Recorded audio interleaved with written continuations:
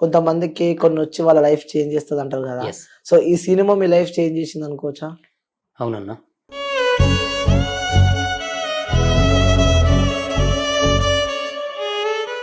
ఉన్న ఆస్తి పొడగొట్టుకున్నారు, ఆస్తి అంతా అమ్మేసిర్రు. ఇప్పుడు ఆ సినిమానే లేకుండా పోయింది కదా మీ లైఫ్ లో. ఇంకా సినిమా అంటే అంత పిచ్చి అని చెప్పి టాలెంట్ ఉందన్న, కళ ఉంది.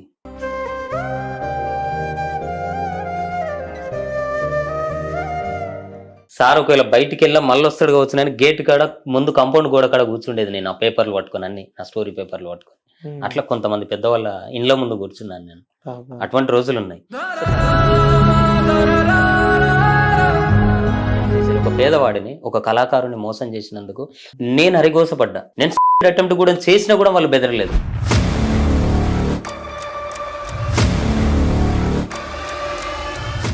నెక్స్ట్ టైం ట్రై చేశారు, ఆఫీస్ అమ్మేశారు.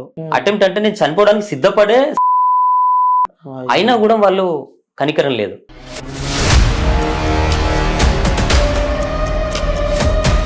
నమస్తే, welcome to cube TV.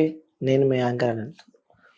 So మనతో పాటు ఒక స్పెషల్ గెస్ట్ ఉన్నాడు అనమాట. సో తను కొన్ని సంవత్సరాల నుంచి తను ఇండస్ట్రీ ఫీల్డ్లో ఉండి, సో తనకంటూ ఒక ప్రత్యేక స్థానం ఏర్పాటు చేసుకొని, సో తినడానికి తిండి, వేసుకోవడానికి బట్టలు, ఉండడానికి ఇల్లు, సో మంచిగా తన జీవనం కొనసాగుతుందని చెప్పుకోవచ్చు. సో ఒక్క సినిమా అంటారు కదా, ప్రతి ఒక్కరికి ఒక్కటి వాళ్ళ లైఫ్ని చేంజ్ చేస్తారని చెప్పి. సో తనకి ఆ సినిమా తన లైఫ్ని మార్చేసిందని చెప్పుకోవచ్చు. సో గతంలో తను మంచిగా చక్కగా హ్యాపీగా ఉండే ఆ వ్యక్తి ఆ సినిమా అంటే ఒక ప్యాషన్, సినిమా అంటే ఒక పిచ్చితోనే ఒక సినిమా తీసి, భారీగా ఒక భారీ పెద్ద సినిమా తీసి తను ప్రొడ్యూసర్లతో మోసపోయిన వ్యక్తి.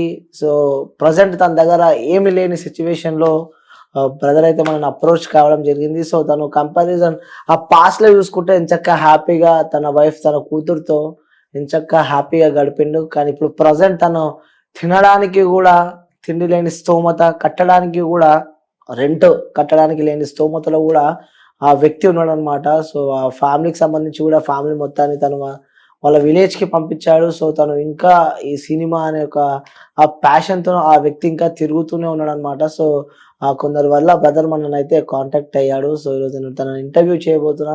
అసలు తన లైఫ్లో ఏం జరిగింది, ఎందుకంటే ఆ డే టు డే లైఫ్లో మనం కృష్ణనగర్కి సంబంధించి ఇటు ఈ కృష్ణనగర్ కానీ, మధురనగర్ కానీ, శ్రీనగర్ కానీ ఈ ఏరియాలో ముఖ్యంగా మనం చూస్తూ ఉంటాం. అంటే ఎక్కడి నుంచో ఆ సినిమా అనే ఒక ప్యాషన్తో నా సినిమాలో నేను సినిమా తీస్తా పక్కా అని చెప్పి కూడా ఉండే లేనివి అన్ని ఆస్తులు అమ్మి ఇక్కడికి వచ్చి వాళ్ళు పడుతున్న బాధలు కూడా ముఖ్యంగా మనకి ఈ కాలనీస్లలో కనిపిస్తూ ఉంటారు. అసలు ఏం జరిగింది? సో ఆ వ్యక్తి పేరు మంచి ఇక్కడ ఇండస్ట్రీలో ఆ డైరెక్టర్ దేవ్ అంటే మాక్సిమం గుర్తుపడతారు అనమాట. సో అసలు తన లైఫ్లో ఏం జరిగింది తెలుసుకునే ప్రయత్నం అయితే చేద్దాం. సో అన్న నమస్తే. నమస్తే అన్న, ఎలా ఉన్నారన్న? ఓకే ఫైన్ అన్న, బాగున్నాను. ఫైన్, చక్కగా హ్యాపీగా ఫ్యామిలీతో రాజా బతుకుండే. ఏంటన్నా సడన్ గా అంటే కొంతమందికి కొన్ని వచ్చి వాళ్ళ లైఫ్ చేంజ్ చేస్తుంది అంటారు కదా. సో ఈ సినిమా మీ లైఫ్ చేంజ్ చేసింది అనుకోవచ్చా? అవునన్నా, అంటే మళ్ళీ సినిమా తప్ప వేరే ప్రపంచం అయితే లేదు. లైఫ్ ని చేంజ్ చేసిన, బ్రతికిచ్చిన కళమ్మ తల్లి మాత్రం ఎట్టి పరిస్థితుల్లో కళాకారుని వదలదు, ఖచ్చితంగా పైకి తీసుకెళ్తుంది 100%. ఆ నమ్మకంతోనే కొనసాగుతున్నా. ఈ లైఫ్ ఉన్నంత కాలం సినిమా తప్ప వేరే ప్రపంచం లేదు.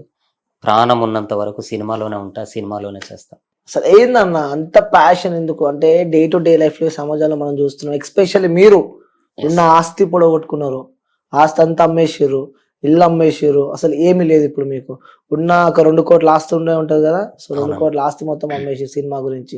ఇప్పుడు ఆ సినిమానే లేకుండా పోయింది కదా మీ లైఫ్ లో. ఇంకా సినిమా అంటే అంత పిచ్చి అని చెప్పి. టాలెంట్ ఉందన్న, కళ ఉంది. కళమ్మ తల్లి ఎప్పుడు కళాకారులను ఎప్పుడు కిందికి తొక్కదు, ఖచ్చితంగా ఏదో ఒక టైంలో పైకి తీసుకెళ్తుంది 100%. ఆ నమ్మకం ఉంది. ఎందుకంటే కళ మీద ఉన్న ఆ ప్యాషన్తోని చిన్నప్పటి నుంచి నేను పాటలు పాడుతూ వచ్చేవాడిని. అంటే మామూలుగా అప్పుడు టేప్ రికార్డులలో అప్పుడు ఇప్పుడు అన్నల పాటలు వినేది ఎక్కువ శాతం అప్పుడు చిన్నప్పుడు ఆ టైంలో. సో ఆ టైంలో ఆ పాటలను పాడుకుంటూ దర్వేసుకునేవాడిని, బల్ల మీద ఇట్లా కొట్టుకుంటూ పాటలు పాడేవాడిని. సో ఆ విధంగా పాటలు పాడుతున్న క్రమంలో నా వాయిస్ మెచ్యూరిటీ లెవెల్స్ ఇంకా ఎక్కువ పెరిగినాయి. సో అట్లా ఆటల్లో పాటల్లో ఫస్ట్, చదువులో లాస్ట్, ఇలా అయిపోయాను. సో ఎప్పుడు చూడు పాటలు పాటలు పాటలు, భజనలు చేసేది విలేజ్లలో. ఇప్పుడు వినాయక చవితి వచ్చింది, నేనే పాటలు కైగట్టి రాసి పాడేది. సో అట్లా ప్రతి దానిలో ముందుకెళ్ళేది. ఆ విధంగా జర్నీ స్టార్ట్ అయింది. 10th అయిపోయిన తర్వాత ప్రొసీడ్ అయ్యాను కళాకారుల దానిలో.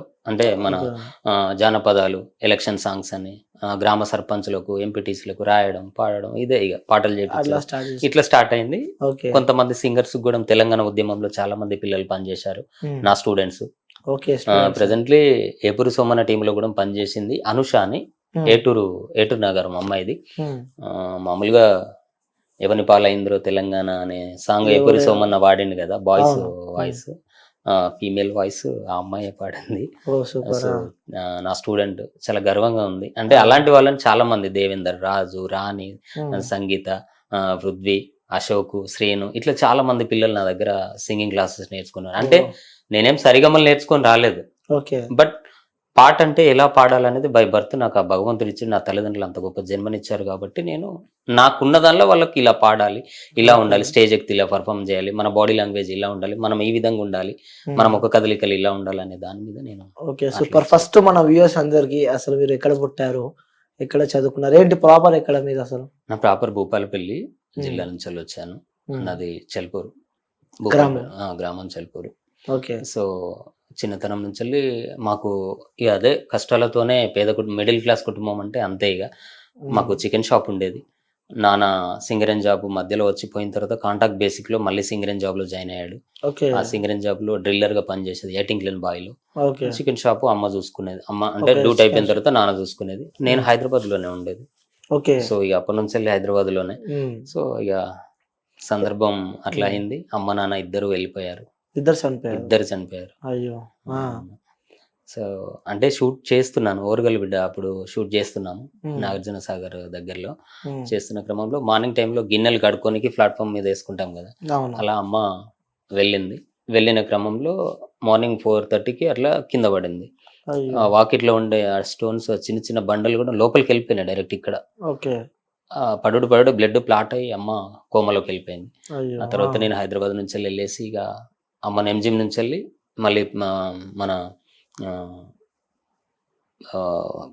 హాస్పిటల్ ఉంది, అంటే ఏషియన్ మాల్ పక్క పంటి గల్లీలో ఉంటుంది, ఆ హాస్పిటల్ తీసుకెళ్ళాము. సార్ కూడా చాలా బాగా ట్రీట్ చేశాడు. తర్వాత జే హాస్పిటల్ తీసుకెళ్ళాము, అక్కడ కూడా సర్జరీ చేయించాము. ఇక్కడ గొంతు గిట్ల ఇక్కడ సర్జరీ చేయించాము, కుదరలేదు. తర్వాత నిమ్స్ కు తీసుకొచ్చాను. నిమ్స్ కు తీసుకొచ్చిన తర్వాత చాలా నెలలు ఉన్నాం నిమ్స్ లో. నాన్న నేను మాత్రమే ఉన్నాం. ఆఫీస్ ఉంది 2012 నుంచి కంటిన్యూగా ఆఫీస్ ఉంది నాకు.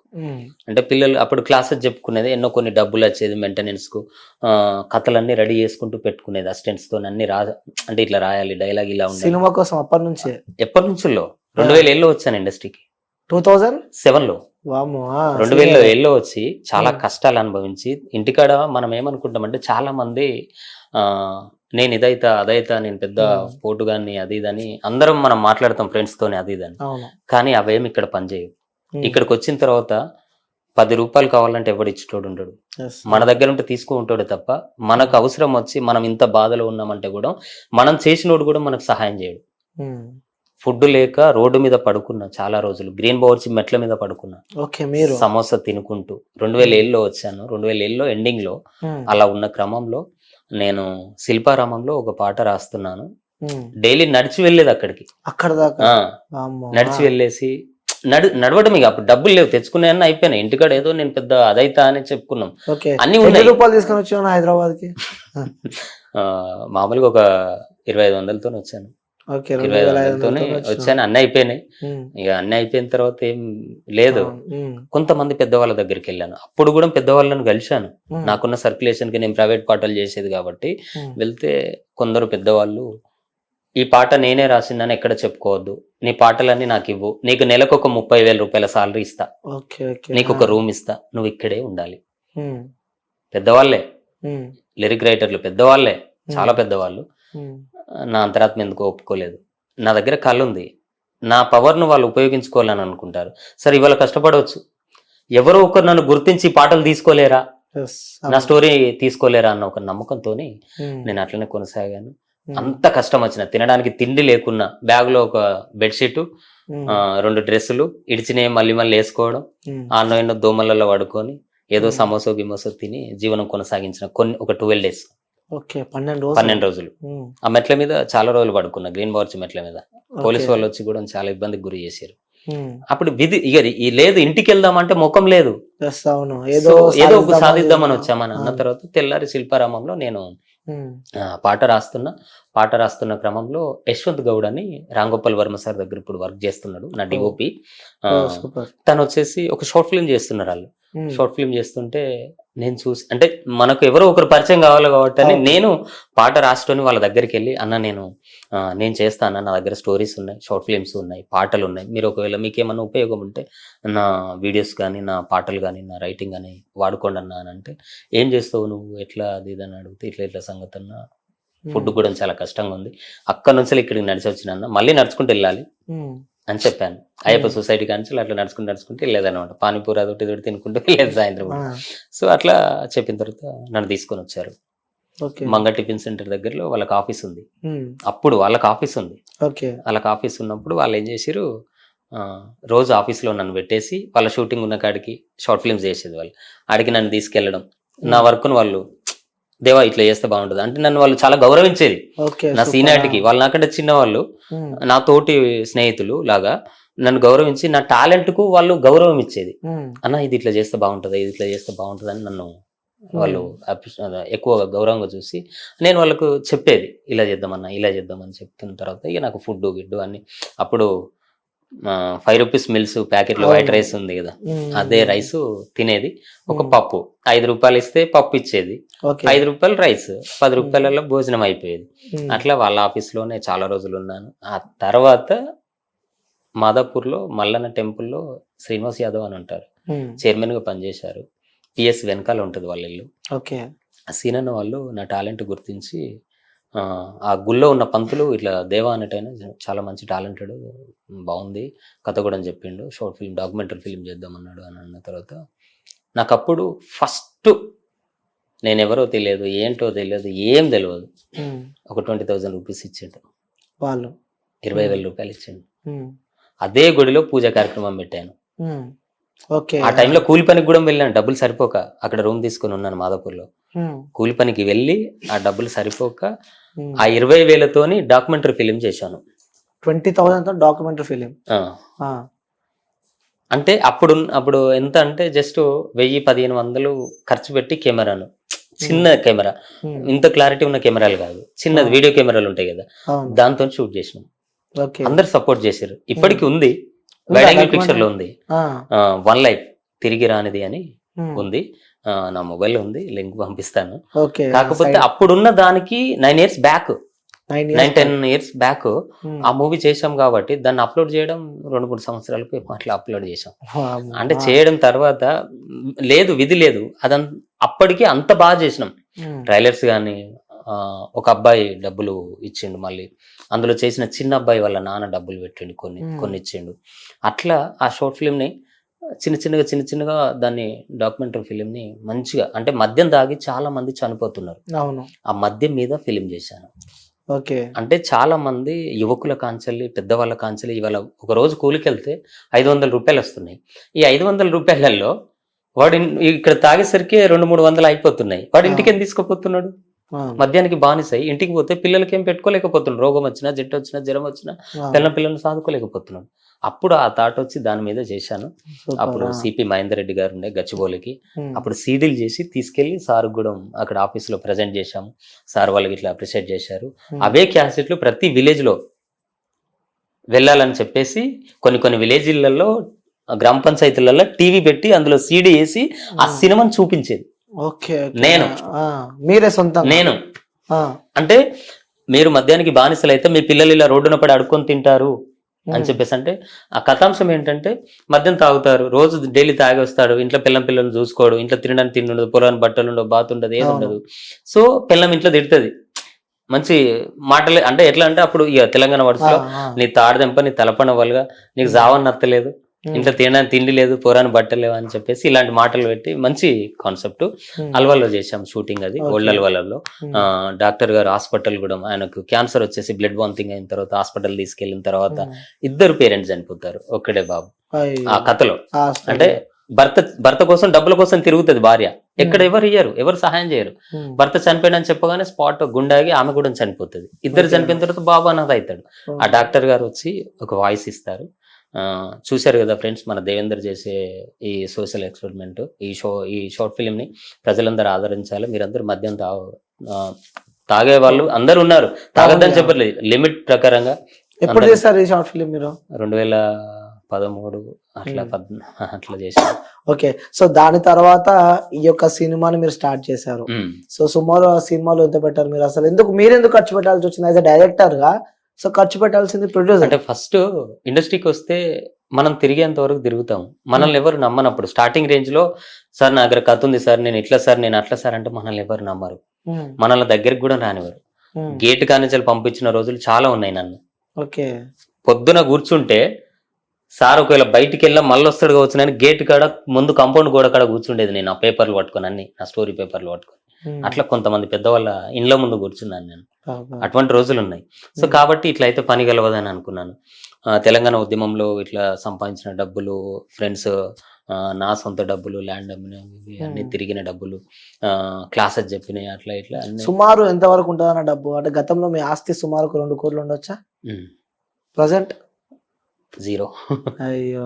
రీసెంట్ గానే సినిమా కోసం కొన్ని డబ్బులు తెచ్చాను, వాళ్ళు ఆగలేదు. ఒక 12 లక్షలు ఇచ్చారు, వాళ్ళు ఒత్తిడి గురి చేశారు. తెల్లారితే పరువు పోతుంది ఇక, అంతే, ఇంకేం లేదు, ఇక సూసైడ్ చేసుకునే పరిస్థితి. అది కూడా ట్రై. ఆ టైంలో నేను హన్మకొండలో ఉన్నాను, ఆర్టీఓ ఆఫీసర్ ఇంట్లో ఉన్నాను. ఆ ఇంటికి ఎదురుగా వాళ్ళు చాలా మంది తెలుసు నాకు, చిన్నప్పటి నుంచి తెలుసు వాళ్ళ ఫ్యామిలీ అంతా. అయితే నా భూమి, నాకు ఇట్లా డబ్బులు అవసరం అంటే, నీకు భూమి ఉంది కదా అంటే, ఆ భూమి కొంచెం డిస్ట్రిబ్యూట్ లో ఉండే. అంటే నేను హైదరాబాద్ లో ఉన్నా కూడా నా తల్లిదండ్రులు చనిపోయిన తర్వాత కొంతమంది కొంత ఆక్రమించారు, అది కొంచెం గొడవ జరుగుతుంది. అంటే నేను పట్టించుకోలేదు భూమికి ఇట్లా అని. తర్వాత పట్టా పాస్బుక్ లో వచ్చిన తర్వాత అన్ని చూసుకున్న తర్వాత వాళ్ళు ఏం చేశారు, అక్కడ ఏమన్నా మేము చూసుకుంటాం, మాకు ఇంతకి ఇచ్చేయని కొంత అమౌంట్ చెప్పారు. నాకు ప్రస్తుతం నాకు ఇంత కావాలని నన్ను 12 లక్షలు అంటే వాళ్ళు ఒక 9 lakhs ఇచ్చారు. ప్రస్తుతం ఆ 9 lakhs వాళ్ళకి కట్టేసి తర్వాత వాళ్ళకి రిజిస్ట్రేషన్ కొట్టించాను. ఆ నమ్మకం మీద మిగతా అమౌంట్ మీరు నాకు రిజిస్ట్రేషన్ చేపిస్తే, మీకు అవసరం కాబట్టి నేను డబ్బులు ఇస్తా. ఓకే, సో మీరు నాకు రిజిస్ట్రేషన్ చేపిస్తే మిగతా అమౌంట్ నేను ఈ ల్యాండ్ రిజిస్ట్రేషన్ అయిన వెంటనే మాకున్న పలుకుబడితో మేము అమౌంట్ తీసుకొచ్చి నీకు అప్పయిస్తాం, ఆ భూమి మేము తీసుకుంటాం అని అన్న తర్వాత గుడ్డిగా నమ్మి ఇచ్చాను. రిజిస్ట్రేషన్ చేయించాను. వాళ్ళ ఏడికి పోరు. ఇప్పుడు వాళ్ళ ఇంటోళ్ళ మీద 3 మీద కేసు అయింది, 3 మీద, 2 కొడుకుల మీద, తల్లి మీద చీటింగ్ కేసు అయింది. భూపాలపల్లి జిల్లా కోర్టులో జరుగుతుంది కేసు అది. సో చీటింగ్ చేశారు. ఒక పేదవాడిని, ఒక కళాకారుని మోసం చేసినందుకు 100% వాళ్ళ కుటుంబం అనద్దు. నేను అరిగోసపడ్డా హాస్పిటల్లో. నేను సూసైడ్ అటెంప్ట్ కూడా చేసినా కూడా వాళ్ళు బెదరలేదు. అటెంప్ట్ అంటే నేను చనిపోవడానికి సిద్ధపడే స్లీపింగ్ టాబ్లెట్స్ వేసుకున్నాను, అయినా కూడా వాళ్ళు కనికరం లేదు. పోలీసు వాళ్ళు కూడా నాకు సపోర్ట్ చేయలేదు. చాలా నేను తిరిగిన రోజు లేదు, 1.5 year police station, daily police station తిరిగి లాస్ట్కి వచ్చి ఛార్జ్ షీట్ తీసుకొని కోర్టులో దాఖలు చేశాను. డిఎస్పీ గారు చాలా సపోర్ట్ చేశారు భూపాల్. ఇంకోటి August 15th రోజు ఏం జరిగిందని నిజంగా చెప్పాలి మీ లైఫ్ లో? ఆ రోజు next time suicide attempt try చేశారు, ఆఫీస్ అమ్మేశారు, ఉన్న ఆఫీస్ ని కూడా తీసేశారు. సో ఏంటి ఆ రోజు అసలు ఏం జరిగింది? August 15th మీ లైఫ్ లో ఒక మర్చిపోలేని రోజు అనుకోవచ్చు. అంటే August 15th అనేది నాకు చాలా ఇంపార్టెంట్ రోజు. ఎందుకంటే మామూలుగా నేను యూత్ ప్రెసిడెంట్ గా పనిచేశాను, రాజకీయాల్లో వచ్చాను, ఎన్నో ప్రోగ్రామ్ చేశాను, పెద్ద సర్కిల్ ఉంది. August 15th రోజు నేను యాక్చువల్ గా జెండా ఎగరవేయాలి మా యూత్ ప్రెసిడెంట్ గా. అలాంటివి చాలా సార్లు ఎగిరేశాను, అవన్నీ ఫోటోలు వీడియోలు అన్నీ ఉంటాయి. అవన్నీ చూసుకుంటూ, అందుకే మా అమ్మ నాన్నలకు August 15th రోజు కానీ 26 జనవరి రోజు కానీ మా అమ్మ నాన్నకే జనగణమన పాడతాను రూమ్ లో. ఆ వీడియోస్ కూడా ఉన్నాయి, ఆ ఫొటోస్ కూడా ఉన్నాయి అన్ని. ఆ రోజు ఏంటంటే అంతకు ముందే ఒక 3 months నుంచి వెళ్ళి నేను ఆఫీసు ఉండే కాడ రెంట్లు ఇట్లా ఏం కట్టలేదు. క్రమక్రమంగా తగ్గింది, ఆదాయం తగ్గింది. ప్రొడ్యూసర్స్ వల్ల వెయిటింగ్ చేసి ఆస్తులు గీస్తులు అన్ని అమ్ముకొని కష్టపడి సంపాదించినవి కూడా వదులుకొని పిచ్చోళ్ళక తిరుగుతూ ఉంటే నా దగ్గర ఉన్న అసిస్టెంట్స్ కూడా ఒక్కొక్కరు దూరం అయిపోతున్నారు, ఇక వెళ్ళిపోతున్నారు. 8 members ఉన్నారు. 8 members అసిస్టెంట్స్ ని మెయింటైన్ చేసిన వ్యక్తులు మీరు. 8 members. నాకు టీం ఉంది, మూవీ టీం మొత్తం. అంటే ప్రజలకు ఎలాంటి సినిమా కావాలి ఈ కాలంలో అంటే డిఫరెంట్ జోనర్స్ ఎంచుకున్నాను. అంటే ఒక్కొక్క జోనర్ కి ఒక్కొక్క కథను ఎంచుకొని రెడీ చేసుకున్నాము. 5 కథలు ఇప్పుడు రెడీలో ఉన్నాయి, అన్ని రిజిస్ట్రేషన్ చేసుకొని పెట్టుకున్నాం. టైటిల్ కథలు అన్ని వర్క్ అంతా కంప్లీట్ గా డైరెక్ట్ షూటింగ్ కి వెళ్ళడమే.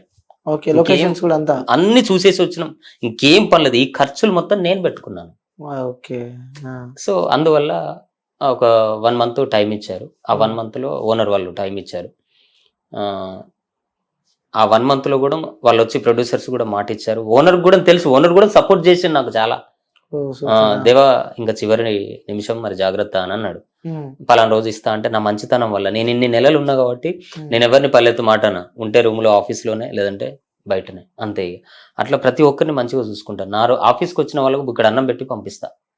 రూమ్లో గ్యాస్ ఉంటుంది, అన్ని ఉంటుంది, అసిస్టెంట్స్ ఉంటారు, అన్ని రకాల ఆఫీస్ బాయ్ ఉంటారు, అన్ని చేసేది. ఆ ముందు రోజు కూడా నేను నాకు ఆఫీస్ పెట్టించింది ఒక వ్యక్తి. సో ఆఫీస్ని కాపాడుకున్నది నేను. అంటే నేను అప్పు తీసుకున్నాను, వాళ్ళే వచ్చి ఆఫీస్ పూజ చేసి ఓపెనింగ్ చేశారు. మిర్యాలగూడ నుంచి సతీష్ అన్న లైన్ ఇన్స్పెక్టర్ శ్రీనివాస్ సార్, మారం శ్రీనివాస్ సార్, వాళ్ళే ఓపెన్ చేపించి పూజ చేసిపోయారు. డబ్బులంతా ఇక మనమే కట్టుకోవాలి కాబట్టి వాళ్ళు హెల్ప్ చేసారు అప్పుడు. సో ఇక ఆ రోజు ముందు రోజు వాళ్ళని పిలిపించి 1 week టైం ఇవ్వండి, 1 week టైంలో మీకు డబ్బులు కట్టేస్తాం అని చెప్పేసి ఒక ప్రొడ్యూసర్ని నమ్ముకొని 1 week టైం అడిగాము. ఆ ప్రొడ్యూసర్ తీరే టైంకు అయినా కూడా మళ్ళీ హ్యాండ్ ఇచ్చారు. అయ్యో. ఇట్లా ఎందుకు అవుతుంది అనేది బాగా ఆలోచించాను నేను. తర్వాత ఆ విషయం చెప్తాను నేను. సో అప్పుడు ఏమైంది, వాళ్ళుగా నేను ఉన్నాను డైరెక్ట్, వాళ్ళు వేరే వాళ్ళు బ్యాచిలర్స్ వచ్చి రూమ్ లో ఉన్నారు. ఓకే. ఓనర్ పంపించిండు ఆల్రెడీ అడ్వాన్స్ తీసుకొని, నాకు డబ్బులు కట్టేసి నువ్వు వెళ్ళిపో, లేదంటే కట్టుబట్టలతో వెళ్ళిపోవని అన్నాడు. ఏం చేయాలో అర్థం కాలేదు. నేను కొనుక్కున్న ఒక్కొక్క టేబుల్ 16,000, 20,000 రూపాయల టేబుల్. నా చాంబర్లో ఉండే టేబుల్ 22,000 రూపాయల టేబుల్. టీపాయిలు, chairs, official chairs, gas cylinder కూడా అమ్మేశాను. గ్యాస్ సిలిండర్ కూడా సూర్య ప్రాపర్టీస్ అన్న వాళ్ళు పక్కనే ఉంటారు, అన్న వాళ్ళకు జస్ట్ 10,000కి ఇచ్చేసాను. సెకండ్ హ్యాండ్ అంటే ఎవరైనా ఇక మొత్తమే 5,000కి కూడా అడుగుతారు. అవును. కానీ మన దగ్గర ఉన్న పొజిషన్ అంతే. సో కాబట్టి మేడం ఒక ఆమె నా దగ్గర అసిస్టెంట్గా పనిచేస్తుంది, ఒక లేడీ మాధురి, ఆటో మాధురి అని, ఆటో నడుపుతుంది 7 సంవత్సరాలుగా. ఆమె కూడా చాలా కష్టపడి పాపం, ఆమె ఒక్కతే నా అసిస్టెంట్స్లలో ఎక్కువ చదువుకోలేదు. టాలెంట్ ఉంది, డైరెక్షన్ చేసేంత తెలివి ఉంది, రాసేంత సత్తా ఉంది. 7 సంవత్సరాలు ఆటో నడుపుకుంటూ, పిల్లల్ని చదువుకుంటూ, రూమ్ రెంట్ కట్టుకుంటూ, మిగిలిన డబ్బులతో చిన్న చిన్న కెమెరాలతో మయూరి ఆత్మ అని వెబ్ సిరీస్ చేస్తుంది. ఓ సూపర్. ఆమె నాకు వచ్చి కొంత అమౌంట్ హెల్ప్ చేసింది, అది అక్కడ కట్టేశాము. ఇంకా కొంత బ్యాలెన్స్ ఉంది, కరెంటు బిల్లు ఇట్లా బ్యాలెన్స్ ఉంది అన్న, తర్వాత ఇస్తాను. మొత్తమే సర్వం కోల్పోయాను. మీరు మనుషులు తీసుకొచ్చి దించేశారు కాబట్టి ఇప్పుడు నా దగ్గర ఏం లేదు, తర్వాత ఇస్తానని చెప్పాను. ఆ టేబుల్లో మీద డబ్బులు తీసుకొచ్చి వేరే కాడ ఒక సింగిల్ బెడ్రూమ్ ఇల్లు తీసుకొని అక్కడ 10,000 ఇచ్చేసాను. ఇప్పుడు అక్కడ కూడా కట్టలేని పరిస్థితి. అవును. నెక్స్ట్ మళ్ళీ రెంట్ వచ్చింది ఆల్రెడీ 1st తారీఖు. అంటే 15 days అయింది కదా. అవును. వాళ్ళు ఏం చేశారు, రన్నింగ్ మంత్ రెంట్ 15 days కట్టండి, ఫస్ట్ రెంట్ ఇవ్వండి అని అన్నారు. ఇక అయితే లేదు. అంటే ఉన్నారు, వస్తున్నారు పెద్ద పెద్ద హీరోస్, నాకు ఫొటోస్ పెట్టారు, నేను వాళ్ళకు కలిశాను. పెద్ద పెద్ద వాళ్ళ ఆఫీస్కి వచ్చారు, మంచి మంచి వాళ్ళు. నేను వాళ్ళ దగ్గరికి వెళ్ళాను. ఎందుకు ఫెయిల్ అవుతుంది అనేది అర్థమవుతలేదు. లేదంటే నాతోనే ఉండే వాళ్ళు ఏమన్నా నా వెనకాల ఏమన్నా గోతులు తవ్వుతున్నారా అనేది కూడా అర్థం కాలేదు, అర్థం చేసుకోలేకపోయాను. సో అందువల్ల ఆ రోజు అవన్నీ అమ్మేసి ఒక 4-5 చైర్లు, నా బ్యానర్ పేపర్లు, నా అన్ని గిఫ్ట్స్ ఒకటి అవన్నీ ఉంటాయి కదా, అవి, రైస్ కుక్కర్లు, కొన్ని ప్లేట్స్ ఇట్లా తీసుకొని అందులోకి రావడం జరిగింది. వచ్చి నా ఫ్రెండ్స్ అందరికీ కాల్ చేసి కొంతమందికి మాత్రమే చెప్పాను, బయట ఎక్కువ శాతం ఎవరికి తెలియదు. పలానా దేవ్ సార్ స్వరం సినిమా డైరెక్టర్ అంటే. ఇంకా ఇక్కడ అన్నపూర్ణ స్టూడియో ముందు చాలా మంది తెలుసు, 1,200 మంది వచ్చారు ఆడిషన్కి. నా సినిమాకి ఆడిషన్ పెడితే చాలా మందికి నేను అందరికీ తెలుసు. దేవ్ సార్ అంటే ఒక మంచి వ్యక్తి అనేది ఒక గుర్తింపు తెచ్చుకున్నాను. పలానా దేవ్ సార్ దగ్గరికి పోతే నిమ్మలంగా మనకు అన్ని ఫ్యామిలీ గురించి కానీ, మనం బతుకు గురించి కానీ, మనం ఇండస్ట్రీలో ఉండే విధానాన్ని గురించి కానీ, ఆడవాళ్ళైనా మగవాళ్ళైనా మర్యాదగా గౌరవించి వాళ్ళకు అన్ని రకాలుగా చెప్పి పంపిస్తాడు, చేసినా చేయకపోయినా. సో అలాంటి ఒక వ్యక్తి ఇలా అయిండు అని ప్రాబ్లం అవుతుందని బయటకు ఎక్కువ తెలియనివ్వలేదు. బట్ నా వల్ల కావట్లేదని నేను ఒక అక్క ద్వారా నేను మిమ్మల్ని రీచ్ కావడం జరిగింది. ఆ అక్క మీకు నంబర్ ఇచ్చేసి పలానా దేవన్న అంటే నేను కొన్ని ఛానళ్ళకు పెట్టాను, కొంతమంది పట్టించుకోలేదు, పెద్ద పెద్ద ఛానళ్ళకే పెట్టాను, మాట్లాడాను అన్న, మాట్లాడదాం అంతే తప్ప ఎవరు రెస్పాండ్ కాలేదు. నేనున్న పరిస్థితిలో నాకు ఏదన్నా మీ ఛానల్ నుంచి కావచ్చు, లేదంటే బయట ఎవరైనా నా ఇంటర్వ్యూ చూసి, నాకున్న టాలెంట్ని చూసి ఎవరైనా ఏమన్నా హెల్ప్ చేసినా, లేదంటే ఎవరైనా ప్రొడ్యూసర్ వచ్చినా, అదే అడుగుదాం అనుకుంటున్నా. అంటే ఏ పరంగా మీకు హెల్ప్ కావాలంటే ఫినాన్షియల్ గా హెల్ప్ కావాలా, లేకుంటే ప్రొడ్యూసర్స్ కావాలా, లేకుంటే అసలు ఏం కావాలనుకుంటున్నా? అంటే ఇప్పుడు ఎవరైనా ప్రొడ్యూసర్ వస్తే కూర్చుని పెట్టి మాట్లాడాలంటే ఇప్పుడు కొంచెం కలర్ఫుల్ గా మినిమం ఉండాలి, Yes, అవును. 4 చైర్లు ఉండాలి. సరే అసిస్టెంట్ ఉన్నా లేకపోయినా సంబంధం లేదు, నేను ఒక్కనన్నా కూర్చుని కొంచెం డిగ్నిటీగా ఉండే ఆఫీస్ లాగా ఉండాలి. సో ఆఫీస్ తీసుకోవాలి. ఇప్పుడు ఆఫీస్ కోల్పోయాను, మళ్ళీ ఆఫీస్ తీసుకోవాలి. ఇప్పుడున్న సింగిల్ బెడ్రూమ్ ఇల్లు, పాత బిల్డింగ్, సో అందులో ఉన్నాను. అదే ఆఫీస్ లాగా ఉండదు, ఫ్యామిలీస్ ఉండే ఏరియా కాబట్టి ఆఫీస్ తీసుకోవాలి అంటే మినిమం కొంత అమౌంట్ అవసరము. ఓకే. సో ఎంతైనా ఒక 1 lakh 1 above 2 lakhs బిలో అయితే మళ్ళీ యథావిధిగా అసిస్టెంట్స్, యథావిధిగా ఆఫీస్, అన్ని రకాలుగా హంగులతోని మళ్ళీ కలర్ఫుల్ లైఫ్ అవుతుంది. సో అలా ఉన్న తర్వాత నాకున్న టాలెంట్ ఈ ఇంటర్వ్యూల ద్వారా ఎవరో ఒకరు చూస్తారు కాబట్టి తప్పకుండా వాళ్ళు ఎవరో ఒకరు చిన్న బడ్జెట్. ఇప్పుడు రక్కీస్ అనే మూవీ 2 పార్ట్లు, పార్ట్ 1 పార్ట్ 2, ఒక పార్ట్ చేసి ఇంకో పార్ట్ చేసేటట్లేదు, 2 పార్ట్లు ఒకటేసారి షూటింగ్, 50 రోజులు సింగిల్ షెడ్యూల్ షూటింగ్. వరంగల్లో జరిగిన రియాలిటీ కథ, పాండవుల గుట్ట అనే టూరిజం ప్లేస్ లో షూటింగ్. లొకేషన్ పోయి వచ్చినాం, అన్ని అరేంజ్ చేసుకున్నాం, షూటింగ్ వెళ్ళడానికి కార్లు మాట్లాడుకున్నాం. ఆ ప్రొడ్యూసర్ మోసం చేయడం వల్ల మిస్ అయ్యి ఆగింది. సో అన్ని రెడీ అయింది. 1,32,90,000 రూపాయలు నా బడ్జెట్, సినిమా ప్యాడింగ్ లేకుండా. 2 parts మూవీ కంప్లీట్. 3 villages, ఒక పోలీస్ స్టేషన్, ఒక కాలేజ్, 3 villages. పల్లెటూరు నుంచి టౌన్ కు కాలేజ్ కి వచ్చి వెళ్తున్న క్రమంలో జరిగే సంభాషణ, అంటే మంత్రాల వల్ల ఏం జరుగుతుంది అనేది డిఫరెంట్ ఆఫ్ స్టోరీ. సో ఎవ్వరు ఇంతవరకు చిన్నమస్తా దేవి విగ్రహాన్ని రెడీ చేసి పెట్టలేదు సినిమాలలో. తెలంగాణ, ఆంధ్రప్రదేశ్ లో ఎక్కడ ఆ దేవత గుడి లేదు. అస్సాంలో ఉంది కామాఖ్య స్టోరీ చేస్తున్నారు. ఆ దేవతను కూడా, అంటే ఇందులో హీరోయిన్ కి తల ఉండదు, ఇద్దరు అమ్మాయిలు ఉంటారు. సెకండ్ అమ్మాయి సెకండ్ పార్ట్ లో హీరోయిన్, ఫస్ట్ అమ్మాయి హీరోయిన్, మెయిన్ హీరోయిన్ క్లైమాక్స్ లో చనిపోతుంది. ఆమెకు తల ఉండదు, తల లేకుండా మాంత్రికుని సంహరిస్తుంది, ఎలా చంపేస్తుంది అనేది కాన్సెప్ట్. సో ఇందులో దేవతకు కూడా తల ఉండదు. చిన్నమస్తా దేవికి తల ఉండదు కదా, నేను మీకు చూపిస్తాను. ఆమె తల ఆమె నరుకొని ఇలా పట్టుకుంటది, 3 బ్లడ్ దారాలు వస్తాయి. సో గంగా నది స్థానం ఉన్నప్పుడు కొన్ని అవి లైవ్ లో అవసరం లేదు ఆ దేవత గురించి. సో నమ్ముకున్న మంచి దేవత కాబట్టి, తాంత్రిక దేవత అండ్ న్యాయం, నీతి, ధర్మం 2 అన్ని రకాలుగా ప్రజలను చూసే వరాలు ఇస్తుంది ఆ అమ్మ. సినిమా షూటింగ్ స్టార్ట్ అయిపోయింది ఆల్రెడీ. లొకేషన్ పోయించినాం, షూటింగ్ వెళ్ళడానికి November 23rd కి షూట్ కి వెళ్ళడానికి సిద్ధమైనాం. మేము వెహికల్స్ అన్ని మాట్లాడుకున్నాం. ఒక ప్రొడ్యూసర్ హ్యాండ్ ఇచ్చి ఫోన్ ఎత్తు లేదు, ఇక వర్క్ షాప్ లో పెట్టుకున్నాం ఇప్పటికీ. తర్వాత ఇంకొక 2 వచ్చారు, వాళ్ళంతా అడావుడి చేసారు. 2-3 నెలలు నాతోనే తిరిగిరు. మొత్తం దేవా ఇట్లా చేద్దాం, అట్లా చేద్దాం, మేము అక్కడ పెట్టినాం, ఇక్కడ పెట్టినాం, అమౌంట్ రాని, అది ఇది అని అన్నారు. అండర్స్టాండింగ్ కుదరలేదు, వాళ్ళు జాడిచ్చారు. ఒక పెద్ద ప్రొడ్యూసర్లు కథ చెప్పి వచ్చిన తర్వాత నచ్చి అగ్రిమెంట్ చేసుకుంటామని ఒక 2 months వెయిటింగ్ చేయించారు. 2 months రీసెంట్గా. ప్రతిరోజు నేను మధ్యలో ఉన్న వ్యక్తులకు కాల్ చేసుడు, వాళ్ళకి కాల్ చేసుడు, ఇక చివరి నిమిషంలో వెళ్ళి డైరెక్ట్ నేనే వెళ్ళి వాళ్ళని కలిసిన తర్వాత వాళ్ళు ఇక మాకు ఇంకొంచెం టైం పడుతుంది అని అన్నారు. సో సరే ఓకే అని అనుకున్నాం. అంటే కొన్ని మధ్యలో ఉన్న వాళ్ళు కూడా చెడగొట్టే ప్రయత్నాలు చాలా ఉన్నాయి ఇండస్ట్రీలో. సో అట్లా కూడా చాలా జరుగుతున్నాయి. అందువల్ల మిస్ అయింది కాబట్టి అంత డబ్బు కోల్పోయాను. కాబట్టి ఎవరన్నా వస్తే, ఇప్పుడు మామూలుగా నేను ప్రైవేట్ సాంగ్స్ కూడా చేయడానికి సిద్ధపడ్డాను. ఇప్పుడు నా దగ్గర డబ్బులు లేవు కాబట్టి నేను పాటలు రాస్తాను. నా దగ్గర ఒక 40 సాంగ్స్ రాస్తాను. సో ఇప్పుడు నార్మల్గా బేసిక్గా సింగర్ ఒకటి రీసెంట్గా కూడా ఒకటి వెంకటేశ్వర స్వామికి ఒక సాంగ్ చేసి ఇచ్చాను. భీమ్లా నాయక్ సినిమాలో ర్యాపో సాంగ్ పడుతుంది, రజిత అని, పవన్ కళ్యాణ్ మూవీలో. ఆ అమ్మాయితో పాడించిన లలిత ఆడియన్స్ లో. ఒకలమాత అనే దేవత ఉంటుంది, తిరుపతి దేవుడికి పెళ్లి చేస్తుంది ఆమె. సో ఆమె వచ్చి నన్ను అడిగితే, మీరు నమ్మినా నమ్మకపోయినా 20 minutes లో పాట రాసిన. 20 minutes లో పాట రాసి ట్యూన్ చేసి ఇచ్చేసిన, తెల్లారి రికార్డింగ్ చేసి ఇచ్చేసిన. దేవుడు కాబట్టి డబ్బులు తీసుకోలేదు, ఫ్రీగా చేసి ఇచ్చిన. అంటే నాకేమైనా హెల్ప్ చేస్తున్నాను అంటే. ఆమె వచ్చింది, కృష్ణుడు చిన్నప్పుడు కృష్ణుడు అవతారంలో ఉంటాడు, పెద్ద పెరిగితే తిరుపతి దేవుడు అవుతాడు. పద్మావతితోనే ఆమె పెళ్లి చేయాలి, ఎలా ఉండాలి సాంగ్. అలాంటప్పుడు రాధే రాధే రాధే కృష్ణయ్య, రాధే రాధే రాధే కృష్ణయ్య, నా మనసు నిండా నీవే రావయ్య. రాధే రాధే రాధే కృష్ణయ్య, నా మనసు నిండా నీవే రావయ్య. నా మనసంతా నిండినవు నీవయ్యా, నా మనసంతా నిండినవు నీవయ్యా, నిండు మనసుతో కొలిచేను కృష్ణయ్య.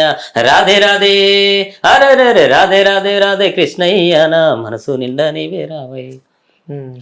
యూట్యూబ్ లో ఉంది, చాలా మంచి, అందరూ మెచ్చుకున్నారు. కంపోజ్ బాగా చేశాను. అట్లా ఇలాంటివి ఎన్నో సాంగ్స్ ఉన్నాయి. నా జీవితం మీద కూడా నేను పాటలు రాసుకున్నాను. నేను ఎప్పటికీ పాడుతూనే ఉంటాను. అంటే ఒక యూట్యూబ్ ఛానల్ కనుక నేను పెట్టుకుంటే ఈ పాటకి నాకు నెలకు మినిమం ఎంత లేదన్నా ఒక 4-5 లక్షలు ఆదాయం ఉండేది. కానీ యూట్యూబ్ కు వెళ్ళలేదు. డైరెక్ట్ సినిమా సినిమాకి వైజ్ గా ఉన్నాను కాబట్టి ఇటు వస్తే మైండ్ మళ్ళీ పక్కకి వెళ్ళిపోతుందని వెళ్ళలేదు. ఇంకోటి తీన్మార్ మల్లన్న, ఉమ్. దాని నుంచి మీకు ఒక మంచి మిత్రుడు అని చెప్పిన నిన్న, అంటే ఇద్దరికి ఒక మంచి అనుబంధం ఉందని చెప్పిన మీకు తీన్మార్ మల్లన్నకి. అంటే ఇంతకుముందు అప్పుడు చేసినప్పుడు సింగిరెడ్డి స్వర్ణలత గారికి పాటలు రాశాను అప్పుడు ఎలక్షన్ అప్పుడు. ఆ పాటలు బాగా ఫేమస్ అయినాయి. అంటే వినడానికి వినసొంపుగా ఉన్నాయి. వర్డ్స్ కరెక్ట్ రాసినాను, పాడించడం కరెక్ట్ గా పాడించాను. ఎవరు రాసిరు దేవన్న అంటే అన్న అక్కడికి వచ్చిన వాళ్ళని ఇంటర్వ్యూ చేయడానికి ఇట్లా. అప్పుడు 10 టీవీలో చేస్తున్నాడు అన్న, మల్లన్న ముచ్చట్లు అనే కార్యక్రమం వస్తుంది.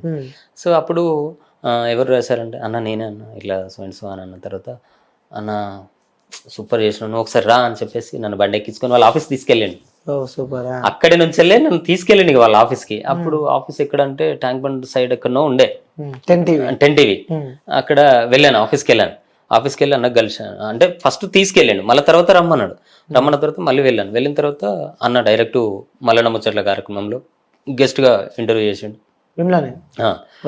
ఇంటర్వ్యూ చేసిండు. వేరే అన్నను కూడా కూర్చుని ఇంటర్వ్యూ చేయించిండు అన్న. కొంచెం వర్క్ ఉండి నేను బయటకు వెళ్తున్నా అన్న, ఈ అన్న నేను కంటిన్యూ చేస్తాడు అన్న తర్వాత సరే అన్న అని చెప్పిన. ఇంటర్వ్యూ చేసిన తర్వాత చాలా రోజులు కాల్ మాట్లాడేది అన్నతో, అన్న ఇట్లా ఏమన్నా హెల్ప్ అయితే చేయండి, తప్పకుండా ఎవరైనా ఉంటే చెప్పండి ప్రొడ్యూసర్కి, ఇట్లా మీకు ఏమైనా పాటలు కావాలంటే చెప్పండి. తీన్మార్ మల్లన్న కూడా ఇప్పుడు ఆ పాట గుర్తుకు లేదు, ఆయన పాదయాత్ర అప్పుడు కూడా పాట రాసి పాడి పంపించాను. ఓకే, మీరే పాడి పంపించాను పాదయాత్ర చేసేటప్పుడు. సో అంటే కొన్ని రకాలుగా అన్న సపోర్ట్ చేసి దేవా నువ్వు మంచి టాలెంటెడ్, ఫ్యూచర్ లో ఏ హెల్ప్ అయినా నేను చేస్తాను, బ్యానర్ రిజిస్ట్రేషన్ చేయించుకో, కథలు రిజిస్ట్రేషన్ చేయించుకో, వెళ్ళిపోయిగా నీ టాలెంట్కి అడ్డు ఉండదు, ఎన్నడుకున్నా నువ్వు గెలుస్తావు అని అన్నాడు.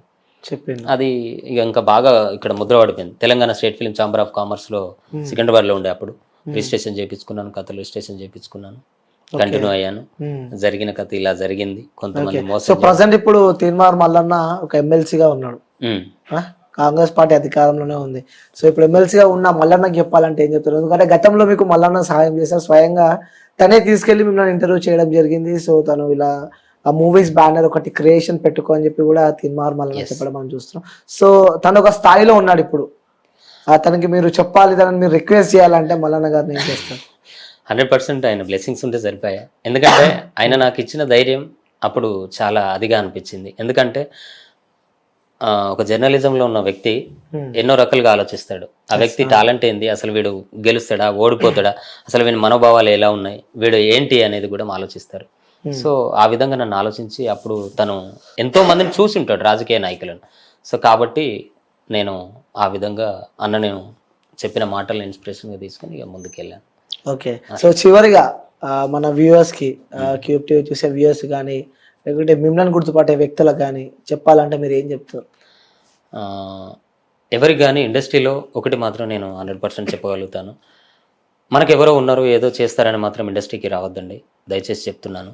ఎందుకంటే ఇక్కడ ఎవడు మనకు మనమే తప్ప మనకి ఇంకెవడు లేడు. బట్ కానీ ఇక్కడికి వచ్చిన తర్వాత చాలామంది ఫేక్ ఆఫీసులు పెట్టుకొని నేను డైరెక్టర్ని, నేను ఇది చేస్తున్నా అది చేస్తున్నా అని చెప్పేసి ఫేక్గా ఆఫీసులు పెట్టుకొని డబ్బులు వసూలు చేసి ఇట్లా మోసాలు చేస్తున్నారు. అది జరుగుతుంది. అలాంటి వాళ్ళ వల్ల మాలాగా జెన్యున్గా వచ్చే వాళ్ళని ఎవరు నమ్మట్లేదు. సో అట్లా ఇబ్బందులకు గురి చేస్తున్నారు. కాబట్టి కొంతమంది ప్రొడ్యూసర్లు వచ్చిన వాళ్ళని కూడా వీళ్ళు మోసం చేస్తున్నారు. రీసెంట్గా వచ్చిన ఒక ఫ్రెండ్ ఉన్నాడు, సాఫ్ట్వేర్ ఇంజనీర్. 1 year మన కథ రాయడం ఎలాగో కూడా తెలియదు, ఆఫీస్ 1 year పెట్టుకున్నాడు, అసిస్టెంట్స్ని పిలిపించుకున్నాడు, డబ్బులు ఖర్చు పెట్టించి ఆయన బయటకు పంపించేసిండు. ఇప్పుడు మళ్ళీ జాబ్లో జాయిన్ అయ్యిండు. చాలా వ్యక్తుల నుంచి ఇండస్ట్రీకి రావద్దు, తెలిసిన వాళ్ళని ఉండాలి, టాలెంట్ ఉండాలి. టాలెంట్ ఎవడబ్బా సొత్తు కాదు, కానీ టాలెంట్ ఉన్నా కూడా అన్నిటికీ తెగించుకొని ముందుకెళ్ళాలి. ఓకే, అలా వెళ్తేనే మనం గెలవగలుగుతాం. ఇవాళ 100% నేను అలాగే నిలబడ్డాను. నా ఊపిరి ఉన్నంతకాలం నేను సినిమాలోనే ఉంటాను, సినిమాలోనే బ్రతుకుతాను, సినిమాలోనే చేస్తాను. 100% ఏంటంటే 4 కథలు ఉన్నాయి, రిజిస్ట్రేషన్ చేసి పెట్టుకున్నాను, 5 భాషల్లో రిలీజు, అన్ని రకాలుగా ప్లానింగ్ చేసుకొని పెట్టుకున్నాను. ఎవరైనా ప్రొడ్యూసర్స్ కావచ్చు, లేదంటే ఏ విధంగానైనా వాళ్ళు నాకు అప్రోచ్ అయినా నేను వాళ్ళకు 100% నేను న్యాయం చేస్తాను. వాళ్ళు పెట్టిన డబ్బులకు 100% నేను డబ్బులు తీసుకొచ్చి ఇచ్చే బాధ్యత నాది. వాళ్ళు ఇప్పుడు సపోజ్ నన్ను నమ్మి 1 కోటి 2 కోట్లు నాకు ప్రొడ్యూస్ చేస్తే, ఆ 2 కోట్లు పెడితే నేను ఎన్ని కోట్లు ఇస్తా అన్ని కోట్లు ఇస్తా అని మాత్రం చెప్పలేను. బట్ 100% వాళ్ళు పెట్టిన డబ్బులు లాస్ కాకుండా మినిమం ఒక 5-6 కోట్లైనా వాళ్ళ డబ్బులు వాళ్ళకి వచ్చేటట్టుగా, అరే పర్లేదు నాకు వచ్చినాయి, ఎక్స్ట్రా వచ్చినాయి, మళ్ళీ సినిమాకి చేద్దాం అనేటట్టుగా వాళ్ళకు ఊరటనిచ్చేటట్టుగా మాత్రం చేయగలుగుతాం. ఓకే, సో మొత్తానికి అయితే ప్రొడ్యూసర్స్ కావాలి, సో మళ్ళీ లైఫ్ ని మీరు కొనసాగిస్తా అని చెప్పి అనుకుంటున్నారు. 100%. సో నిజంగా థ్యాంక్ యూ.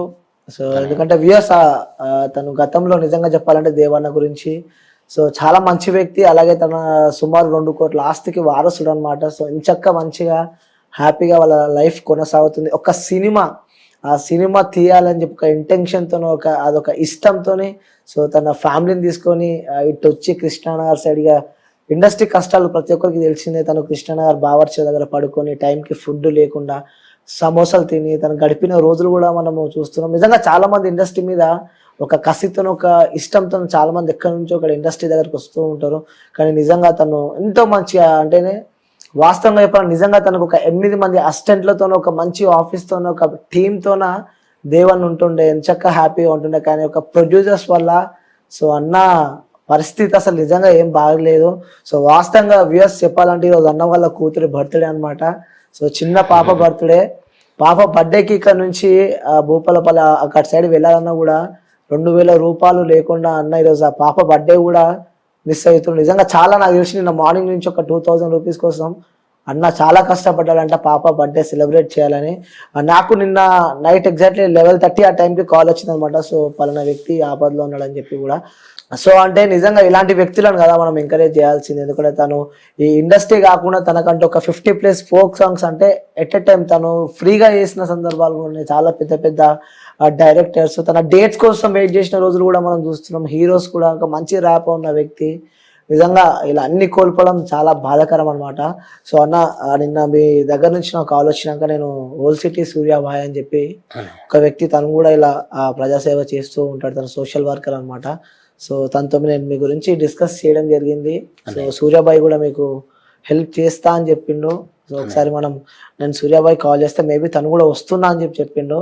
సో మీకు కావాల్సిన ఫుడ్ నీడ్ కానీ లేకుంటే ఆ పాప బర్త్డే సెలబ్రేషన్స్ నా తరపు నుంచి కూడా సాయం నేను చేస్తా. సో పాప అక్కడ ఎంచక్క ఆ పాప ఇప్పుడు విలేజ్ లో ఉంది కదా. సో పాపకు కూడా మనం కేక్ కట్ చేపించి మంచిగా సెలబ్రేట్ చేపిద్దాం. సో ఒకసారి నేను లైవ్ లో నేను సూర్యకి కాల్ చేస్తా ఒకసారి. సో అంటే తను నైట్ డిస్కస్ చేసిన అనమాట. తను డిస్కస్ చేసినప్పుడు లే అనిల్ మనం తప్పకుండా హెల్ప్ చేద్దామని చెప్పిండు. ఒకసారి నేను సూర్యాబాయికి కాల్ చేస్తా ఒకసారి.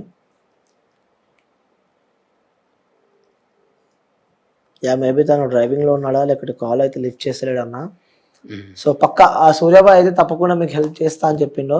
సో ఆ వీడియో కూడా మనం పక్కన ప్లే చేద్దాం. ఎందుకంటే తను స్వయంగా తనే వస్తా అని చెప్పిండు.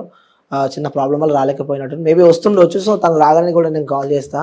సో తప్పకుండా ఈ సమాజం మీకు తోడు ఉంటుందని చెప్పి కూడా మనస్ఫూర్తిగా కోరుకుంటున్నాను. ఎందుకంటే ఇలాంటి వాళ్ళందరూ సపోర్ట్ గా నిలబడితే అంటే ఒక కళాకారులకు ఎప్పుడు కానీ ప్రతి ఒక్కరు సపోర్ట్ గా నిలబడితే కళాకారుడిగా పుట్టడం గొప్ప వరం.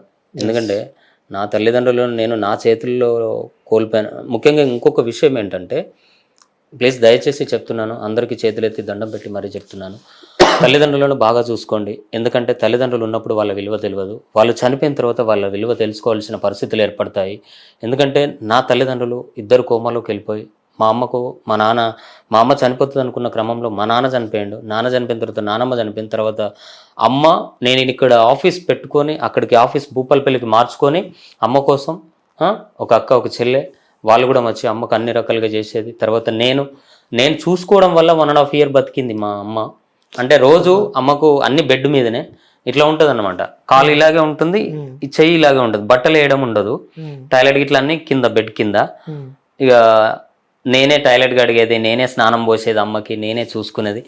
సో తల్లిదండ్రులకు సేవ చేసుకునే అదృష్టం నాకు దక్కిందని నేను గర్వంగా ఫీల్ అవుతున్నా. కానీ ఒక బాధ ఏంటంటే ఎదిగిన తల్లిదండ్రులు అంటే బాగా పెద్దవాళ్ళు అయిపోయి ముసలి వాళ్ళు అయిపోయి చనిపోతారంటే రేపో మప్పో చనిపోతారు అన్నట్టు ఒక ఫీల్ ఉంటుంది. కానీ అలా కాదు. 55 years మా నాన్న, 52 years మా అమ్మ. సో చాలా తక్కువ ఏజ్లో చనిపోయారు. నేను ఎదిగిన టైంలో నేను వాళ్ళని చూసుకునే టైంలో వాళ్ళు నా దగ్గర లేరనే ఒక బాధ. సో అదొకటి ఎప్పటికీ మనసును కలిసివేస్తుంది. దయచేసి ఓల్డేజ్ హోమ్లో వేయకండి. ఎందుకంటే మనల్ని చిన్నప్పుడు మనల్ని కని పెంచి ఇంత మనం భవిష్యత్తుకు బాటలు వేసారు. నేను తల్లిదండ్రుల మీద కూడా చాలా పాటలు రాసుకున్నాను, ఎన్నో ప్రోగ్రాంలలో పాడాను, ఎన్నో ఉపన్యాసాలలో మా అమ్మ నాన్నల గురించి పాటలు రాసి పాడాను, చాలా సాంగ్స్ పాడాను. సో అట్లా ప్రతి ఒక్కరూ మనలో రారా నా బుజ్జి కన్నా బంగారు కొండ అని భుజాల మీద ఎక్కించుకొని అలా ఉండేవాళ్ళు. ఇప్పుడు పెద్ద అయిన తర్వాత పెద్దవాళ్ళకి 60-70 సంవత్సరాలు వచ్చిన తర్వాత వాళ్ళకి బీపీలు షుగర్లు ఇవన్నీ యాడ్ అవుతాయి.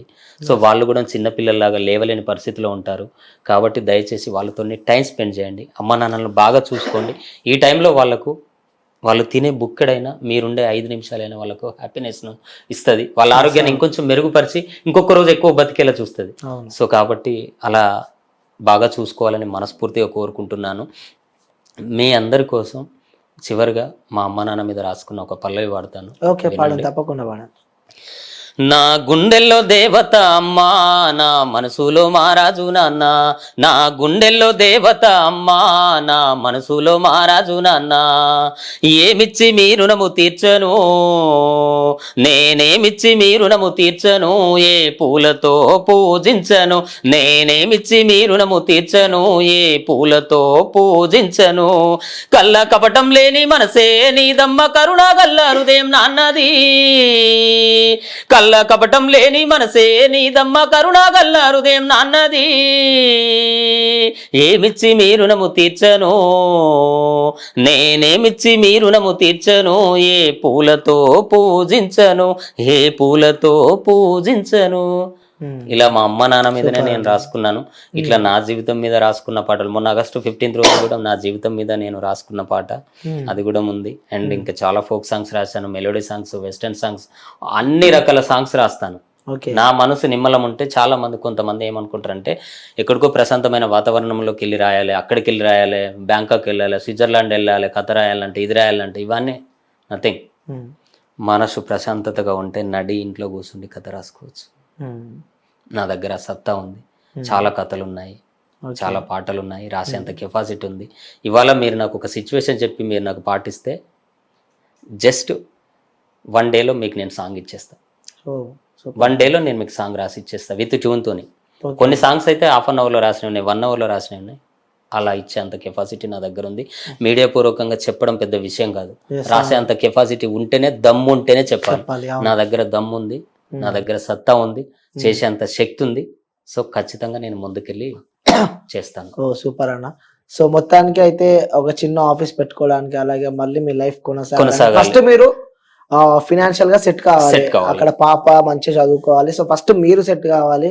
సో దానికోసం మన కింద మనం phone pay, Google pay number కూడా పెడదామన్నా. సో తప్పకుండా ఎవరో అంతా హెల్ప్ చేస్తారు. సో వ్యూయర్స్, మీరు కూడా ఎంతో ఖర్చు పెడుతుంటారు, అందులో మీ ఇష్టం, అంత ఇంత డిమాండ్ ఏం లేదు. సో మీకు ఇష్టం, ఎందుకంటే ఇలాంటి కళాకారులని ముందు ముందు మనం చూడలేమేమో. ఎందుకంటే వీళ్ళు టాలెంట్తో వచ్చిన కళాకారులు ఏదో చదువుకొని ఏదో చేద్దామని రాలేదు. సో వాళ్ళు టాలెంట్తో వచ్చిన కళాకారులు దొరకడం చాలా రేర్ అనమాట.